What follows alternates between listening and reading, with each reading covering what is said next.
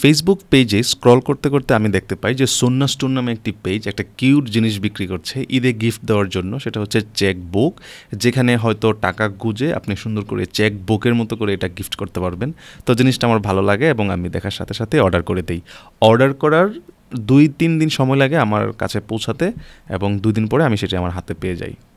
So এটা আমার ইতিমধ্যে অর্ডার করা হয়েছে, এখন আমার হাতে পৌঁছে গিয়েছে। এটা হচ্ছে চেকবুক, গিফট করার জন্য চেকবুক। আচ্ছা, এটা আমি সংগ্রহ করেছি হচ্ছে দ্য সুন্না স্টোর নামে একটা পেজ থেকে, আমি ইতিমধ্যে বলেছি।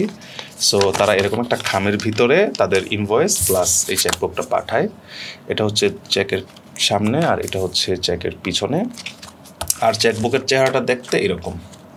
আমি ইতিমধ্যে টাকা এটার মধ্যে রেখে দিয়েছি ভিডিও বানানোর আগে। এই যে এখানে টাকা রাখার পরে এরকম একটা চেকের মাধ্যমে দেওয়া যায়। সো নর্মাল সালামি আর এই সালামির মধ্যে ঠিক আমারই পার্থক্য নাই, বাট এটা হচ্ছে একটা কিউটেস্ট ওয়ে, খুব কিউট করে আর কি আপনার প্রিয়জনকে এই চেকবুকটার মাধ্যমে গিফট প্রদান করতে পারবেন।